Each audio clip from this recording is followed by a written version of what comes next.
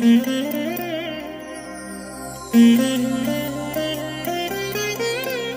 దినం పరము నుండి దిగివచ్చు మాట. ఇది నీ జీవితానికి వెలుగుల బాట.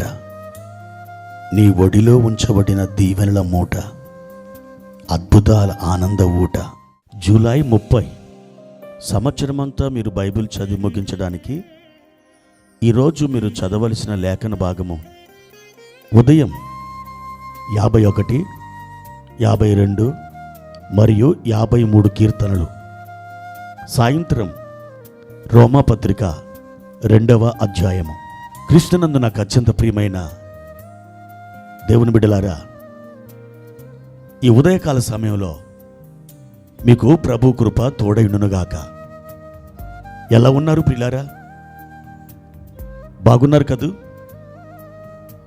ప్రభు తన 2 హస్తాలు చాపి ఆయన మీ తట్టు చూస్తున్నాడు. కోడి తన పిల్లల్ని తన రెక్కల క్రిందికి ఎలాగూ చేర్చుకునో మిమ్మలను అలాగే ఆయన చేర్చుకుంటున్నాడు. ఆయన సన్నిధిలో, ఆయన రెక్కల నీడలో మీరు ఉన్నంతకాలం అపవాది ఏమాత్రం మిమ్మల్ని బాధించలేడు. మీ దాపునకు వాడు రాలేడు. మీరు ప్రభునందు విశ్వాసం ఉంచారు. మీరు విశ్వాసం ఉంచారు కనుక మీ విశ్వాసమే వాని మీద గొప్ప జయమును మీకు దయచేసింది. కాబట్టి మీ విశ్వాసంలో మీరు ఏమాత్రమును సడలిపోక ప్రభునందు ఆసక్తితో మీరు ముందుకు సాగండి. సాతాను నన్ను శోధిస్తున్నాడు, నన్ను బాధిస్తున్నాడు, నాకు శోధనలు వస్తున్నాయి, నాకు ఇరుకులు వస్తున్నాయి, ఇబ్బందులు వస్తున్నాయి, వాడు ఎన్నెన్నో విధాలుగా నన్ను భయపెడుతున్నాడు అని ఏమాత్రం ఇలాంటి వ్యతిరేకమైన మాటలు మీరు పలకవద్దు. మీరు జయశాలి అయిన వాని బిడ్డలు. ప్రభు ఒక మాట చెప్పారు. యోహాను సువార్త 16:33లో, నేను లోకమును జయించి ఉన్నాను. అవును, ఆయన లోకాన్ని జయించి ఉన్నప్పుడు ఆయన పిల్లలైన మీరు లోకాన్ని జయించినట్లే కదా. ఆ స్వాస్థ్యాన్ని, ఆ అధికారాన్ని మీరు నిత్యము వాడుకొనండి. ఏమాత్రం సొమ్మసిల్లవద్దు, సోలిపోవద్దు, ధైర్యంతో ముందుకు సాగండి.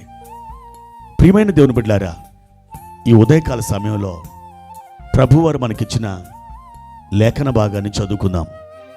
119వ కీర్తన 105వ వచనం. నీ వాక్యము నా పాదములకు దీపమును, నా త్రోవకు వెలుగునై ఉన్నది. దేవుని బిడ్డలారా, ఈ వచనంలో దీపము, వెలుగు అనే 2 పదాలు మనం చూస్తున్నాం. బైబిల్లో అద్భుతమైన పోలికలు లేదా ఉపమాన భాష వాడబడింది. దేవుని వాక్యాన్ని పరిశుద్ధాత్మ దేవుడు దీపమునకు పోలుస్తున్నాడు, వెలుగుతో పోలుస్తున్నాడు. అయితే ఈ కీర్తనకారుడు దేవునితో చెప్తున్నాడు, దేవా, నీ వాక్యము నా త్రోవకు వెలుగునాయన. ప్రభుతో మాట్లాడుతున్నాడు. దీపం మనం ఎందుకు వాడతాం?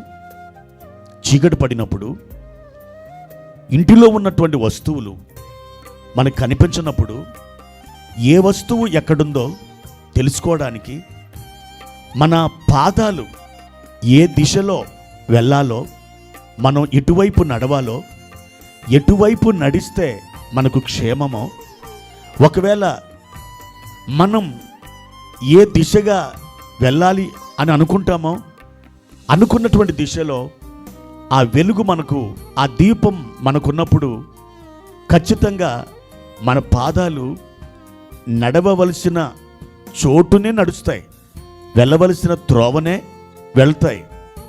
మనం అననుకూలమైన స్థలాలలో పాదాలు మోపి నడవడానికి ఇష్టపడం.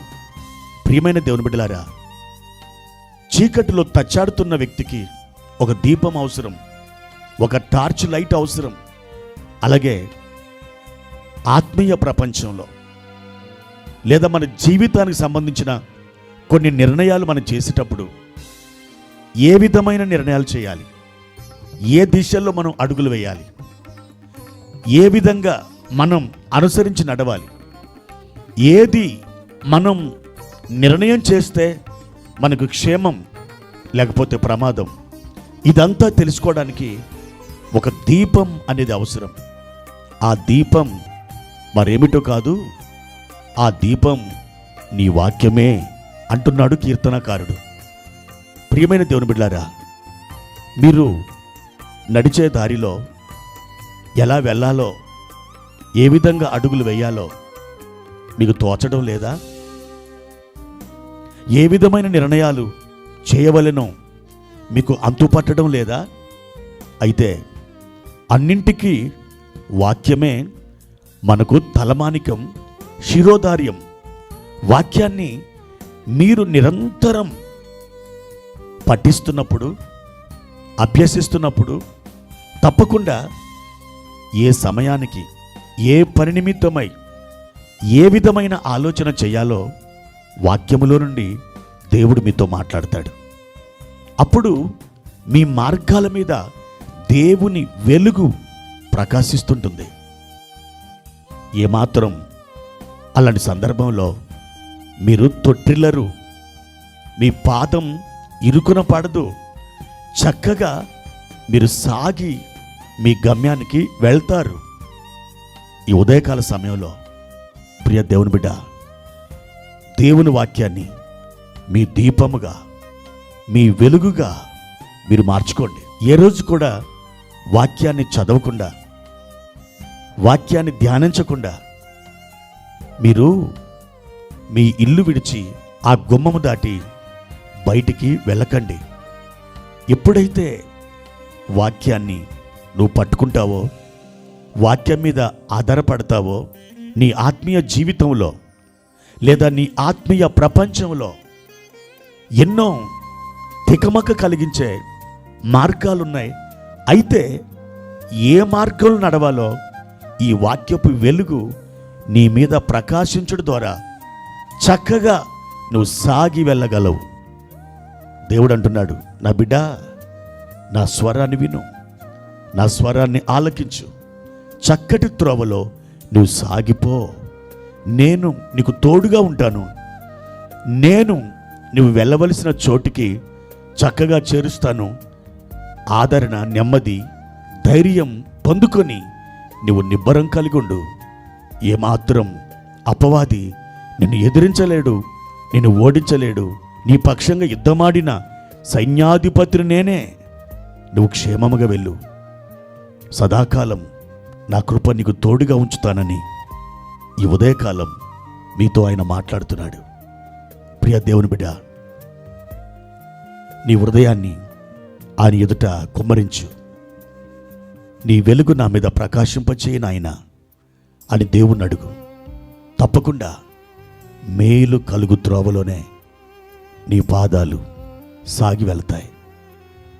ప్రార్థన. ప్రియమైన తండ్రి, మీ ఘనమైన నామానికి వందనాలు. మీ వాక్యం మాకు దీపము, అది మా త్రోవకు వెలుగు. మా పాదాలు ఏ చోట వేయాలో మీ వెలుగే నిర్ణయిస్తుంది.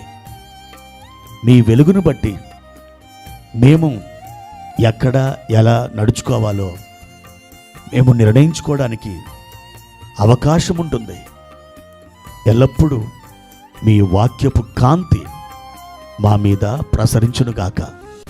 మా తండ్రి, మా ప్రియులను వెలుగులో నడిపించండి. వెలుగు దగ్గరికే వారు రావాలి, వెలుగులోనే వారు నివాసం చేయాలి. ప్రభువా, ఈ ఉదయకాలం మరొకసారి మమ్మను మేము మీ సన్నిధిలో అప్పగించుకుంటున్నాం.